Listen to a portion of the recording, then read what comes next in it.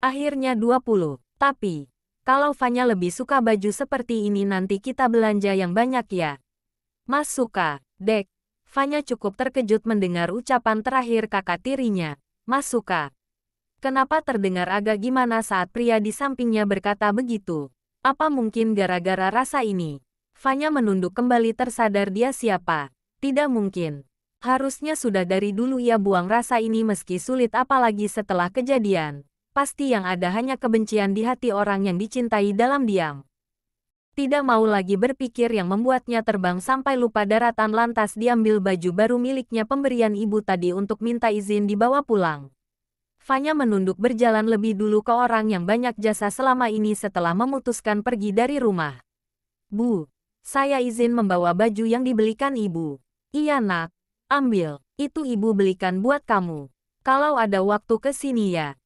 Lelaki di belakang senyum-senyum tidak jelas melihat ke arahnya membuatnya merasa kikuk diperhatikan berhenti mendadak sampai kakak tiri tidak sempat mengerem kaki. Menabraklah dia. Nabrak, katanya terus cengengesan. Mas Aris tunggu di sini saja. Aku mau ganti baju. Oh gitu, iya. Jangan lama-lama. Fanya mengerutkan kening melihat tingkah aneh abang satunya ini. Apa yang sedang terjadi dengan kakaknya? Kok agak jadi risih-risih gimana? Harusnya dia suka tapi kok lama-lama agak gelai. Bibir Aris tidak hentinya mekar seakan lupa menarik kembali ke bentuk semula hingga Fanya habis dilahap kamar. Adiknya Risi ditatap terus-menerus seperti itu setelah pamit dan adegan pel asteris uke perpisahan lantas cepat-cepat keluar rumah menuju mobil. Tidak tahan dengan situasi canggung seperti ini. Masak ini adiknya Mas. Cantik banget, puji Aris tanpa aling-aling seraya menunduk ke bawah mencari mata Fanya. Rasa yang lama dipendam jatuh seketika dipuji lelaki pujaan membuatnya cepat-cepat memalingkan muka masuk ke dalam mobil. Sekali lagi hati dibuatnya terbang tanpa sadar diri tapi ada rasa-rasa anehnya. Tidak tahu bingung dengan situasi seperti ini. Tidak biasa. Adiknya yang tidak kunjung membetulkan sabuk pengaman hanya memainkan ujung jilbab persegi empatnya berinisiatif membantu memasangkan tapi Fanya yang sadar dia mendekat menatap sekilas lalu lekas memasang sabuk pengamannya sendiri. Bisa sendiri ya, Mas kira butuh bantuan. Bela dirinya dengan bibir tak berhenti mengulas senyum. Kakaknya Salsa bersiul ria dengan mata sesekali melirik ke samping tersenyum lagi. Entah mungkin hatinya lagi bahagia. Sedangkan Fanya sibuk sendiri dengan pikiran yang mulai kalut tidak tahu sesudah ini akan bagaimana dan harus tinggal di mana seraya menatap rintihan hujan di luar. Air mata yang lama tidak keluar kini kembali menetes setelah ia berusaha mati-matian berdamai dengan keadaan. Kakak lelakinya sama sekali tidak menyadari itu. Tidak mungkin ia kembali ke rumah ayahnya. Dia bukan siapa-siapa bukan pula anak kandung ibunya. Kenyataan yang pahit. Tidak mungkin juga ke rumah bapak kandung jelas-jelas dia sudah diusir. Entah lebih baik pasrah kemana angin membawanya pergi. Dari pantulan kaca baru disadari adiknya menangis. Ditepikan mobil untuk menanyai tentang kesedihannya. Kenapa menangis? Dihapus pelan air mata menggeleng sebelum kembali menunduk ke bawah memandangi tas plastik berwarna hitam di atas paha. Aris tidak tega melihat adiknya bersedih seperti itu. Apa Fanya masih merasakan perih menerima kenyataan jika Bu Fani bukanlah ibu kandungnya? Kita makan ya, badan kamu sekarang jadi kurusan. Tidak menjawab, dia hanya membisu sesekali menghapus kesedihan yang tak bersua. Aris memilih rumah makan Padang yang penuh pembeli untuk makan siang mereka berdua. Keduanya jalan berdampingan memasuki rumah makan tersebut. Aris yang gemas Fanya berjalan terlalu lambat diajak adiknya agar lebih cepat sedikit tidak tahan melihat adiknya kurus kering seperti itu. Memilih tempat yang tidak terlalu bising jauh dari keramaian supaya Fanya bisa makan dengan tenang. Sesudahnya memesan makanan pria tersebut memulai mengajak berbicara tapi Fanya sudah memulainya lebih dulu. Mas, aku masih ingin tetap di sini. Aku tidak bisa pulang karena... Ucapannya terpotong Aris sudah bisa menebak apa yang akan dikatakan adiknya. Karena ibu bukan ibu kandungmu. Fanya mengangguk.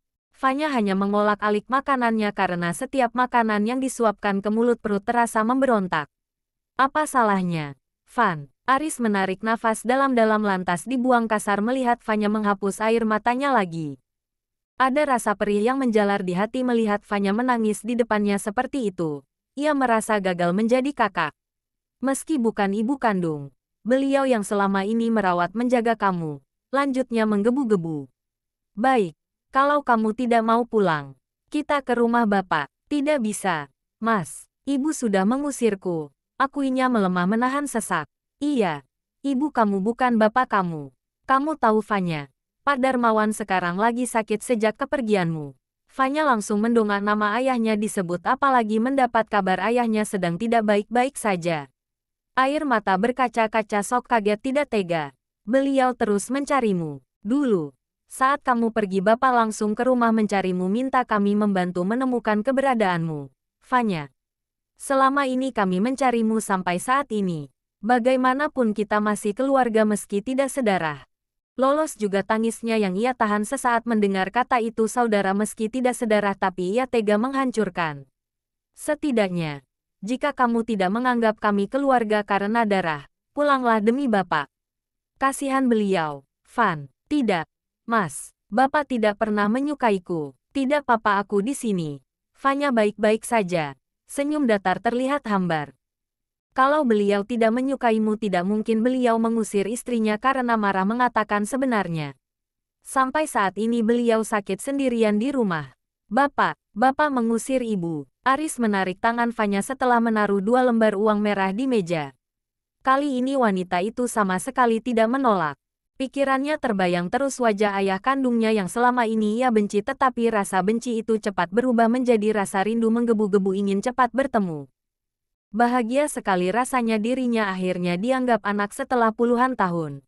Meski belum bersua tapi kasih sayang itu sudah menembus langsung di dada. Senyum yang sejak tadi tidak tampak kini terlihat juga. Aris tahu itu air mata bahagia yang diperlihatkan adiknya. Sudah ya, jangan menangis. Kita kasih kejutan Bapak. Pasti beliau kaget. Dengan sedikit modus diusap kepala yang terbungkus kerudung tanpa adiknya tahu akal bulusnya. Aris tertawa senang di dalam hati niat tidak baik tidak dicurigai buktinya Fanya tersenyum mengangguk tidak marah. Setelah salat maghrib Aris mengajak makan malam lontong sate yang mangkal di depan masjid. Ada beberapa jamaah sudah lebih dulu makan di situ sebelum keduanya melanjutkan perjalanan. Pak, tolong bungkus 1 porsi. Ini uangnya. Fanya tidak usah.